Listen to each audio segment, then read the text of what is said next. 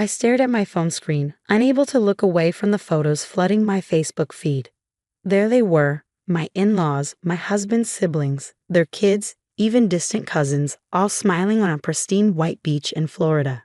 The matching family t-shirts they wore made my stomach turn. Anderson Family Beach Trip 2024. Apparently, being in Anderson for the past 8 years wasn't enough to earn an invitation. Too difficult to plan around, my mother-in-law had told others when asked about our absence. Between Emma's soccer practice and Lucy's dance recitals, they're just too high maintenance. The irony? Both activities had ended weeks ago. My name is Kate Anderson, and at 34, I've spent nearly a decade trying to fit into my husband's family's idea of perfect. Mike, my husband, was at work when I discovered the secret vacation, probably unaware that his entire family was living it up in Florida without us. I scroll through more photos. My nieces building sandcastles, family dinners at oceanfront restaurants, sunset cruises where everyone raised their glasses in celebration. Each image felt like a deliberate reminder of our exclusion. Our daughters, Emma, 8, and Lucy, 6, would have loved every minute of it. The group chat I wasn't supposed to see, accidentally shared by my teenage niece, revealed the truth. They'd been planning this for months. My mother-in-law, Sandra, had orchestrated everything, making sure to schedule around everyone's commitments, everyone except us. "We can't risk Kate making everything complicated again," she'd written. Remember last Christmas when she insisted on leaving early because Lucy wasn't feeling well? Or Easter when Emma had a soccer tournament? It's easier this way. I put my phone down and walked to our living room window. Outside, Emma and Lucy played in the sprinkler, their laughter carrying through the glass. They had no idea their cousins, whom they adored, were making memories without them. The front door opened and Mike walked in, loosening his tie.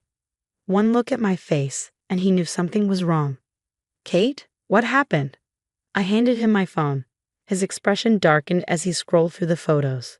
"They didn't. Mom promised she'd stop doing this." "Doing what?" I asked, though I already knew the answer. This wasn't the first time Sandra had organized family events without us. There was last year's Christmas brunch we'd only learned about through photos. The 4th of July barbecue we'd been forgotten to be invited to.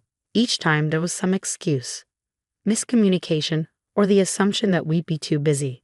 Mike ran a hand through his hair, a habit he'd had since childhood. "I'll call Mom right now. This isn't okay." "Don't," I said, surprising myself with how calm I felt. "I have a better idea."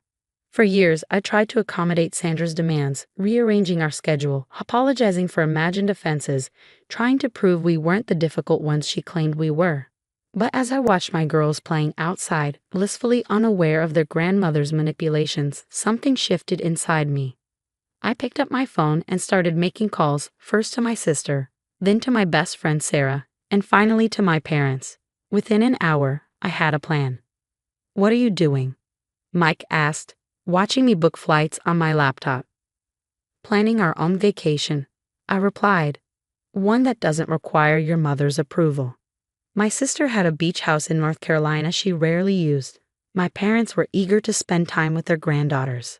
Sarah and her kids were always up for an adventure. Within days, we had our own family trip planned, one filled with people who actually wanted us around. 3 days into the Anderson family vacation, Sandra's carefully curated Facebook posts started showing cracks. Photos of empty chairs at family dinners. Posts about how some people were missing from their traditional beach games. My nieces and nephews commenting that they missed playing with Emma and Lucy. That's when the texts started. First, from my sister-in-law Jenny. "The kids keep asking where Emma and Lucy are. Mom's having a hard time explaining." Then from Mike's brother Tom. "This doesn't feel right without you guys. Mom messed up." Finally from Sandra herself. "I hope you're not upset about the vacation. You know how busy you are with the girls' activities. We were just trying to make it easier for everyone." I didn't respond to any of them. Instead, I posted our own photos. Emma and Lucy building sandcastles with their cousins from my side of the family, sunset picnics with people who celebrated our kids' activities instead of seeing them as inconveniences, family game nights where no one was labeled too difficult. Having the best time with family who love us exactly as we are. I captioned one photo. It wasn't petty. It was honest. The responses were immediate. Likes and comments poured in, many from extended Anderson family members who hadn't even known we'd been excluded. Sandra's carefully constructed narrative began to unravel. Why aren't Emma and Lucy here? My young niece had apparently asked during their fancy beach dinner. They're way more fun than this. The video of her question, accidentally posted by my sister-in-law and quickly deleted, spoke volumes. Mike supported me completely. Maybe it's time everyone saw Mom's behavior for what it is, he said, watching our girls chase waves with their cousins from my side of the family. We're not the problem here. As we sat on the beach that evening, watching the sunset with people who genuinely wanted to be with us, I realized something important. Sometimes the family you choose is more valuable than the family you're given. And sometimes, the best revenge isn't confrontation. It's living well with people who love you without conditions. Sandra's perfectly orchestrated beach vacation started falling apart on day 5. I knew because the frantic messages wouldn't stop coming, each one more desperate than the last. The kids are miserable, Jenny wrote. They keep watching Emma and Lucy's beach videos on repeat. Mom's trying to organize another family photo, but half the cousins are refusing unless all the family is here, Tom added. But it was the video my teenage niece Olivia accidentally shared in the family group chat that really captured the meltdown. In it, Sandra stood in their beachfront rental's kitchen, face flushed with frustration as my youngest niece, Madison, threw a spectacular tantrum. I want to play with Emma and Lucy, Madison screamed, her face tear-stained. Their vacation looks more fun. They have ice cream for breakfast. They didn't, of course, it was just frozen yogurt, but watching Sandra try to explain why excluding her other grandchildren was for the best made me realize how deep this problem ran. Meanwhile, our impromptu North Carolina beach trip was everything a family vacation should be. My parents taught the girls how to fly kites on the windy shore. Sarah's kids introduced Emma and Lucy to boogie boarding, leading to hours of delighted squeals as they rode the waves. No one complained when Lucy wanted to stop and examine every seashell or when Emma spent an hour building an elaborate sandcastle kingdom. This is how family should be, Mike said one evening, watching the sunset with his arm around me. The kids were having a dance party on the beach with my sister, their shadows long in the fading light. That's when Sandra called him. I could hear her voice through the speaker, high-pitched and anxious. Michael, this vacation is a disaster. The kids are impossible to handle. Tom and Jenny aren't speaking to each other, and your father's back is acting up. We need you here. Mike put the phone on speaker and squeezed my hand. No, Mom, what you need is to understand that family isn't about perfect photos and controlled chaos. It's about acceptance and love. Of course I love you, Sandra protested. That's why I planned this wonderful trip. For everyone except us, Mike interrupted. You excluded my wife and daughters because they don't fit your idea of perfect. Because Kate lets the girls be children instead of props in your perfect family portrait. The silence on the other end was deafening. But Kate's always so particular, Sandra finally said. The girls have so many activities and she insists on their routines. You mean she's a good mother? Mike's voice was firm. She supports our daughters' interests and makes sure they're healthy and happy. Yes, she does. And I'm grateful for it. I felt tears welling up in my eyes as Mike continued. Look at your perfect vacation, Mom. Is anyone actually having fun? Because from what I'm seeing and hearing, it looks like a carefully orchestrated photo shoot where everyone's miserable. As if on cue, we heard Madison's voice in the background. I hate this stupid beach. I want to go to Lucy and Emma's beach. Sandra sighed heavily. I just wanted to control everything, Mike finished. But you can't. And the sooner you accept that, the sooner you might actually get to know your grandchildren for who they are, not who you want them to be. After he hung up, we sat in silence for a moment, watching the waves crash against the shore. The sound of children's laughter drifted over from where they were roasting marshmallows with my parents. You know she's going to make this about her, I said softly. She'll play the victim. Mike nodded. Probably. But for the first time, I don't care. Look at our girls, Kate. Look how happy they are with people who love them unconditionally. The next morning, my phone exploded with notifications. Sandra had posted a long, melodramatic message about family rifts and misunderstandings, carefully casting herself as the wounded matriarch. But the comments weren't quite what she expected. Couldn't help but notice half your grandchildren are missing from this perfect family vacation, one relative wrote. Those sweet girls and their mother deserve better, another added. Even Jenny broke ranks. Maybe if we'd included everyone from the start, this vacation wouldn't be such a disaster.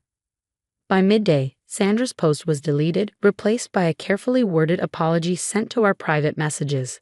Perhaps I was too hasty in my planning, she wrote. We all miss you. But it was too late. We were making our own memories, creating our own traditions with people who saw us for who we were. Emma and Lucy were thriving, surrounded by love that didn't come with conditions or expectations. That evening, as we watched the girls perform a beachside talent show with their cousins, complete with seashell costumes and sandy choreography, Mike's phone buzzed with a text from his father. Your mother's realizing what she's lost, it read. The vacation ends tomorrow, but I think the real changes are just beginning. Mike showed me the message, then looked at our daughters, who were now taking elaborate bows while everyone cheered. Think we should give her another chance? He asked. I watched Lucy tackle her cousin in a hug while Emma directed everyone into a grand final pose. Maybe, I said. But on our terms this time, no more perfect family illusions. He nodded, understanding exactly what I meant. Because sometimes it takes losing something to realize its true value, and sometimes it takes standing your ground to earn genuine respect. The aftermath of the dueling beach vacations rippled through the family like waves hitting the shore. When we returned home, social media was flooded with two very different stories. Sandra's carefully curated photos of forced smiles and matching outfits, and our candid shots of genuine joy and messy, sandy adventures. Mom's not handling the comparison well, Jenny told Mike over coffee a week after everyone returned. She'd driven over specifically to talk about the family fallout. Everyone keeps asking why Emma and Lucy weren't there. She's running out of excuses. I was in the kitchen, pretending not to listen while making lunch for the girls, but I could hear the strain in Jenny's voice. You know what Madison did? She took all the family vacation photos off the fridge and replaced them with printouts from your beach trip. Said she wants to go to the fun beach next time. Mike's response was measured. Maybe that's exactly what Mom needs to see. The real turning point came during the monthly family dinner. Usually, these were held at Sandra's house, where she could control every detail. But this time, several family members coincidentally couldn't make it to her house, suggesting we meet at a restaurant instead. Sandra arrived last, her usually composed self showing slight cracks. Her eyes widened when she saw Emma and Lucy already settled in, showing their cousin seashells from our trip. Oh, she said, her voice tight. I didn't realize everyone was already here. We didn't want anyone to feel too difficult to plan around, I said quietly, just loud enough for her to hear. Her face flushed. Throughout dinner, she watched as her grandchildren gravitated toward Emma and Lucy, begging to hear stories about their beach adventures. Even the adults seemed more relaxed, sharing their own childhood beach trip memories. Remember when we used to just play in the sand for hours? Tom reminisced. No schedules, no matching outfits, just fun. Sandra sat silently, pushing food around her plate as her perfect family dynamic crumbled in the face of genuine connection. Finally, as dessert was being served, she spoke up. I may have made a mistake. The table felt quiet. Sandra Anderson didn't admit mistakes. The beach trip. I thought I was organizing the perfect family vacation. But looking at your photos, seeing how much fun you all had. She paused, uncharacteristically struggling for words. I realized perhaps I've been focusing on the wrong things. Emma, innocent and direct as only an 8-year-old can be, looked up from her ice cream. Does this mean we can all go to the fun beach together next time, Grandma? The tension broke. Several people laughed, and I saw tears in Sandra's eyes. I like that, she said softly. If your mother would help me plan it. And there it was, the closest thing to an olive branch we'd ever get from Sandra Anderson. Later that night, after the girls were in bed, Mike and I sat on our back porch, processing the evening's events. You know she's still going to try to control things, I said. Mike nodded. Probably, but now she knows she can't exclude us without consequences. And maybe, just maybe, she'll learn that imperfect moments can be the most perfect of all. The next morning, a text arrived from Sandra. Could we meet for coffee? Just us. I agreed, and 2 days later, I found myself sitting across from my mother-in-law at a local cafe. She looked different somehow, less rigid, more human. I've been looking at your beach photos every day, she admitted. Not because I'm angry, but because I see something in them I've been missing. Joy. Real, unscripted joy. She pulled out her phone, showing me a particular photo. Lucy mid-laugh, covered in sand, while Emma tried to bury her cousin's feet. Not a perfect photo by Sandra's usual standards, but absolutely perfect in its authenticity. I want to learn, she said simply. I want to be part of their lives, their real lives, not just the posed versions I've been trying to create. It wasn't a complete transformation. Sandra would always be Sandra. But it was a start, and sometimes that's all you need. A crack in the perfect facade, letting the real light shine through. The next family beach trip was already being planned, this time with everyone's input. And while Sandra still occasionally slipped into her old habits, she was trying. That's all any of us could ask for. Because in the end, family isn't about perfect photos or carefully orchestrated moments. It's about love, acceptance, and sometimes learning to let go of control to grab hold of something much more valuable, real connection. Emma and Lucy's seashell collection still sits on our mantle, each imperfect piece telling its own story of a vacation that changed everything. Not because it was perfect, but because it was real.